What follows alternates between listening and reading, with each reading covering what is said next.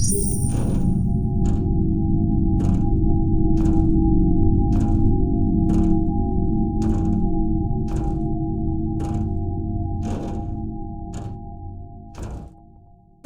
I've been playing NightCry.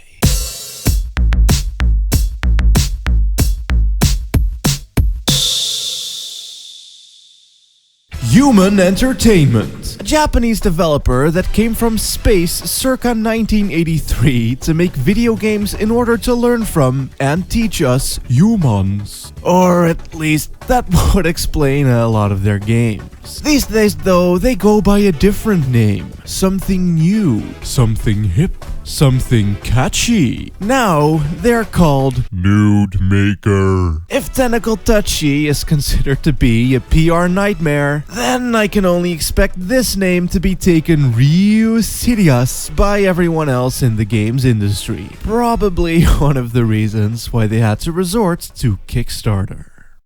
You know how all of your favorite childhood franchises and everything else you love died, and how they were all forced to come back through crowdfunding, like Yooka-Laylee, Bloodstained, and Shenmue 3? Well, NightCry is the return of the beloved Clock Tower franchise, a series so very fucking beloved that they barely even made their stretch goal. But still, here we are, on a cruise ship with me and my tits, aka Monica being drunk off said tits, as evidenced by her hair clipping through them uncontrollably. She meets up with her potential love interest and resident cuckboy Harry, who then gets promptly consumed by a vending machine, because apparently that's where the Scissorman lived and he is mad. And thus, it is up to Monica and the other survivors of the scissoring to escape the ship and uncover the mysteries of the Scissor Man Monster Man. So yeah, this game kinda looks like shit. A bit like Deadly Premonition, but then with jiggle physics. It fits perfectly though. The voice acting, the writing, and the general lack thereof are all things I kinda saw coming. Though the fact that a lot of the cutscenes are just static camera angles with nothing but text and no sound effects whatsoever is a bit very fucking odd. And the story is also quite bare. Like, there aren't really any characters, for instance. People just kinda come and go on a whim, and even our main protagonist is just some lady with no actual personality or recognizable traits. There is one character that actually has some depth, but apart from that, the story is just a thin veil of mystery. And honestly, I kinda like it. A lot of bits of plot just keep trickling in as you keep going deeper and deeper, slowly uncovering what the fuck is actually going on this boat. It's not gonna blow your mind or anything, but as a vessel to keep shit moving, it's actually pretty decent. And the facial animations are also top notch. So kudos, Nude Maker, you done a surprisingly good. Now, if there's one thing the original Clock Tower was known for, it was his action-packed point-and-click gameplay.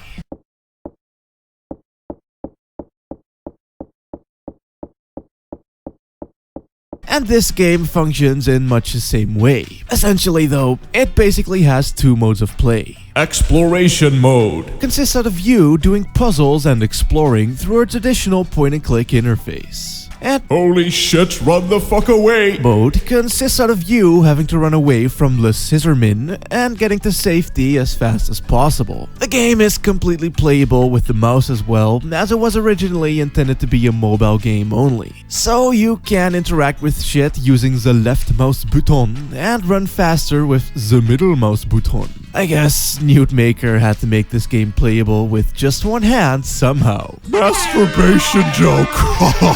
And yeah, while I totally love the game for reasons I will get into later, I have to admit that pointing and clicking don't work too well in a 3D environment, especially with the ever-changing Resident Evil style camera angles. Luckily though, it's a horror game, and the lack of control could very well be used to make scary happen. Which it certainly does to an extent when you're being chased, but when you're not though, oh dear. I honestly don't mind all that much, but there is a lot of this going on. Quite often, I ended up walking past things I wanted to examine or taking wrong turns just because of the camera angles fucking me over. And again, it didn't bother me personally, but I can easily see this causing a lot of folks to rip their dicks off. If the Steam reviews are anything to go by anyway. This is a game I really wished had some form of a tutorial, cause fuck dude, it doesn't explain shit. You see, the UI here is rather minimalist, which looks cool, but it doesn't really help much, and some of the basic gameplay stuff is really obscured as a result. So, to explain some shit on the game's behalf, saving is done automatically, but only at certain points what you don't know cause no UI. However, you can also manually save by charging your phone what you don't know cause no UI. Even pausing the game will just freeze the fucking screen at nothing else cause no UI. The only thing it does have is this adventure game fold-out menu where you can drag and drop items onto things, some QTEs where you need to either frantically click on a circle or trace a heart thingy as it moves along, and that when being chased you have stamina, which is shown by the edges of the screen turning red, but no bars or prompts or anything like that. Now, because of the stamina, you can only run away from Sonic the Hedge Trimmer for so long before you start tripping. And while this can be a bit frustrating, I honestly prefer this to Capcom's version of the Clock Tower series, where chases could basically go on forever, and quite often they fucking would. In any case, the Scissor Man appears sparingly, and when he does, you actually need to think fast, which paired with the controls does a good panic make. And also, I do find it worth noting that hiding in this game means triggering a cutscene and or QTE. This isn't one of those fucking games where they make you hide in a locker for 10 minutes watching the AI wig out. And that's pretty great. The entirety of NightCry functions around triggers. This is actually quite a good thing in some aspects, but fucking horrible in others. Mainly the puzzles. You see, NightCry is a game where you need to examine everything multiple times, as looking at it once will only leave you with some info regarding the object. The second time will often give you some type of use for it, and the third time might grant you a solution. Shit like that would have been fine as a type of optional hint system if it weren't for the fact that certain things won't actually trigger until the third option has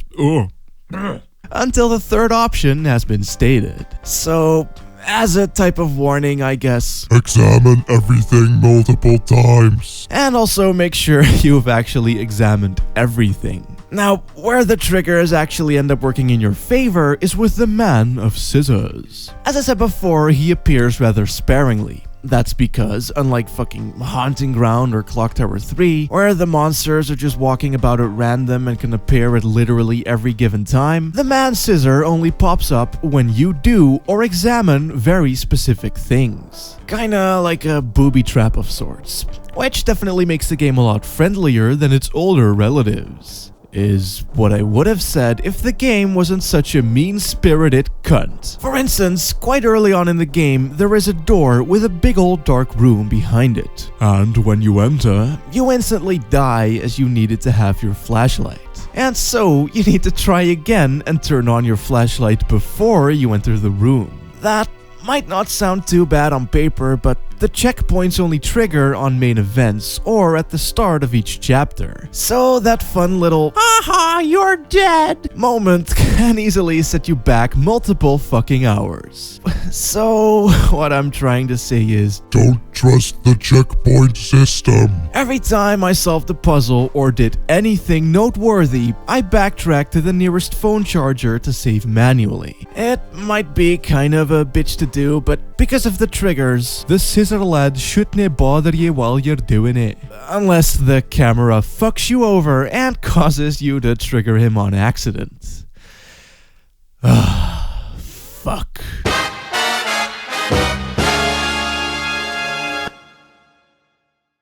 It's pretty good though, and proper uncanny when it wants to be as well. The first puzzle, for instance, has you finding a lighter for the ship's owner so he can boil his prosthetic eye for sterilization. And some of these camera angles are straight up Twin Peaks material. It also has a lot of different endings and isn't anywhere near as short as what I initially thought. I mean, all of the clock towers only last up to about 5 hours at most, but this game can easily last you up to about 10 hours and much more if you choose to complete it. The continue screen even shows all of the split ends and branches and even lets you select certain points in the game to start from, so you don't have to restart the entire game to get all of them. I haven't gotten every single ending yet, and I'm honestly not too sure if I'm really the type of guy that would, but yo, I can easily see this game reaching cult status over time. This is easily the most traditional survival horror game we've had since the PS2, and it's also a pretty solid one to boot. Though, because of that tradition, its appeal is going to be extremely limited, and it also seems to lack any if all semblance of polish. I mean, at one point, I straight up got trapped into a room where I wasn't able to get out and the scissor man wasn't able to get in. I also got stuck in a toilet once, and it even completely crashed on me a couple of times. But by far, the worst glitch of all was when I was trying to redo some shit to get past a dead end where I had to call up some dude, but somehow my phone had bugged out, only letting me call someone else, not even in my phone book, with everyone I selected. Quite some aggravating fucking shit. So, yeah, it's pretty fucking janky, and it probably always will be. But honestly, I wouldn't have wanted it any other way.